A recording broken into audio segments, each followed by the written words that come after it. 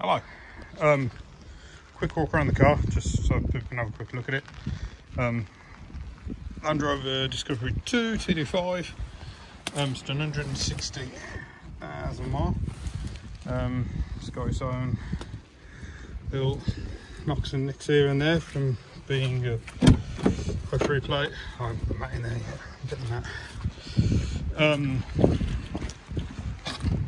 Yeah, just wanted to kind of give it a bit of a view of the condition of it. Unfortunately, I went to clean it today and the vacuum's bust, so I can't vac it out, but you can see it's nice and tidy in there. The driver's side door card isn't fully attached at the moment because the window stopped working, and I took it all out ready to put a new motor in. I bought a new motor, and when I fitted it, it didn't spark stuff, so I'm guessing the switch is gone and that needs looking at. That's one of the little things of it. All the bits you will get with the car. It is a full 7-seater. You can see loads of seats in it.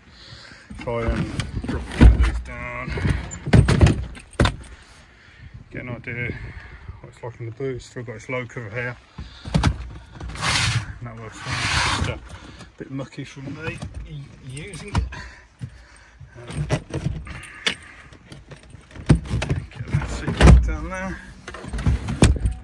And you got the headrest at the top as well. So you've actually got proper seats in the back.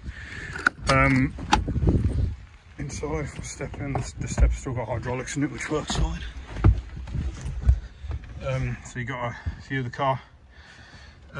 Twin sunroof, as you'd expect for Discovery, obvious. Yeah, it's got some scrapes and stuff in there, you know, it has been used, and probably should have wiped down the boot a bit more than I have. But it's honest. I suppose the big things. Central locking, when you open it, it doesn't open as you're in the locking wheel nut. Bits in there. The locking wheel nut is in the bag. The big thing is the central locking on the passenger side doesn't work, unfortunately. You have to open it from the inside of the car once you open the car. The driver's side window doesn't work, but there's motors and all the stuff in there to fit it. Some spare mud flaps, and I've never fitted them, but there's a spare set of rubbers in there for the sunroof. It does have a bit of damage there. You can see the dent in the rear door. So that happened about 4 years ago now, and when that happened, there's a Mercedes 4x4 drove into the side of me in McDonald's car park doing about 4 miles an hour. Dented the door, and the insurance wrote the car off as a category N write-off. So the car is a Cat N, but that hasn't stopped me driving it for the last 4 years, absolutely fine. Just over a week ago, I actually went to pick up my new car, another Land Rover. I've gone for a Freelander 2 this time. When I went to pick that up, I drove from Solihull to Manchester in this. My wife drove it back. Didn't skip a beat, absolutely fine. And my wife's been driving it around for the last couple of weeks as well. And before that, I was driving it daily to and from work. It's been good as gold. But that being said, when I drove it this morning after it's been stood for a week, the reverse gear wouldn't engage easily. So there was a little bit of a noise from the flywheel. I don't know what it is. It could be transmission fluid. It could be the clutch needs pumping. It had a new clutch and flywheel on it 2 years ago, so I'd be surprised if it's that. But I have been doing a lot of stop-start drive to and from work. I only work 3 miles from here, so I only do about, well, not many miles a year, put it that way. Actual car itself though, the engine has been decat. EGR has been blanked, and if I just get it started, you have to wiggle the key a little bit. Let's get started. There we go. So you see 160 on the clock. I'll leave the stereo in if somebody wants it. Just going to try and connect to the video. I don't want the video on. Yeah, so stereo's in there, stereo works, and I've got all the Bluetooth in there as well, so you've got the speakers. While you're up here, you can see that I've got the usual Discovery 2, bit of a mildew up there because the sunroof is pocket at the right angle, it does leak a little bit. what else do you need to know? While I've got it open, let me open the bonnet, let me show you the engine.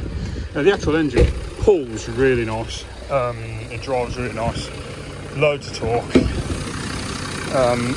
Like I say, it's been decapped, EGR's been blanked. The only other thing, which is something it's done ever since I had the car, and I've had this car for 6 years maybe, what happens, get out of the rain again, so what happens, frustratingly, it's got a bit of haze off my water on my phone there, when you're idling or driving slowly, oil gets sucked into the turbo. Now I've been told it's a blocked crankcase breather. I haven't addressed that. It's never got any worse, it's never got any better, and you only notice it when you're driving around a car park, for example, or sat in traffic on the motorway, and all that happens is you sit in the traffic, sit in the car park, and then when you come to drive out of the car park or accelerate away, basically when your turbo kicks in, you get a cloud of blue smoke, and then it's gone, it's cleared. So it's one of them things. But personally, I've just maintained the oil level in the car and kept driving it, and it's never got any worse, never got any better, it's never affected the drive of the vehicle. But you can see what it's like inside. It's used Discovery, really. It would be cleaner if my vacuum cleaner worked, because I'd be able to vac out some of the dust and the dirt, but it's not that bad. Yeah, you can see here that, so the window at the moment, all the stuff to do the window up is in that bag there, and the window is actually being held up by a block of wood inside the door frame. So if you want to put the window down, keep a Phillips screwdriver, undo that, take the door card off, remove the wood, window comes down.